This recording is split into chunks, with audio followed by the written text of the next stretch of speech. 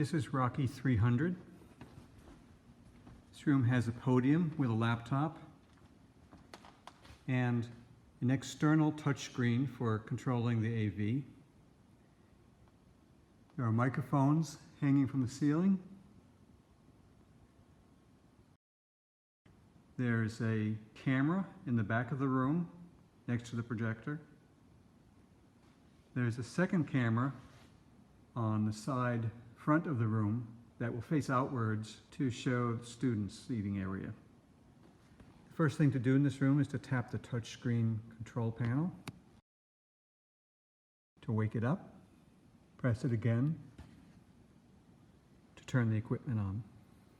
You'll see the projector come on, projecting onto the screen. Log into the computer with your own username and password. I'm going to start my Zoom session now. I'm going to do that by clicking on the Zoom icon on the toolbar. You might get to it some other way, such as clicking on a link in your Moodle page. And you should have a pre-scheduled meeting in Zoom, but I don't today, so I'm just going to start a new meeting. You can see what the current camera input is, and it is from the presenter camera in the back of the room. The way to choose between the two cameras is through Zoom.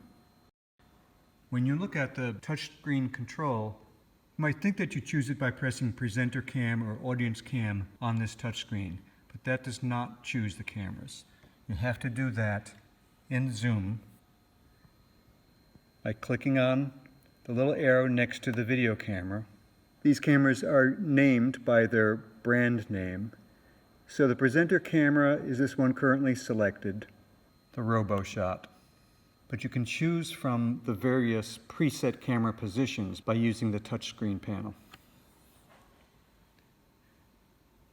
There's home position, podium, left board, center board, right board, full board. I'll show you what those look like. This is home, podium, left board, center board, right board, full board. You can also use manual controls to zoom in and pan around. So here's zooming in, panning down. Now, I'm going to switch to the audience camera. Again, I do that in Zoom, clicking next to the camera icon. I'm going to choose the Unite camera, which is the one pointing towards the student seating. And you can see the initial position for that. On the touch screen, you can see we have a home, left audience, center audience, right audience.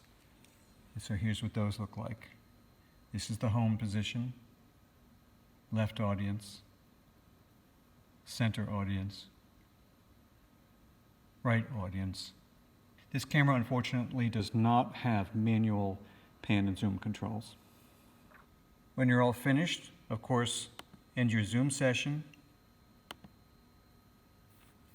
sign out of your Zoom session, and anything else you may be logged into. And in fact, the safest way to make sure that you're not logged into anything when you leave is to simply restart the computer. You'll also want to turn off the AV system unless someone's coming into the class session right behind you. And to do that, just press the power button again and confirm.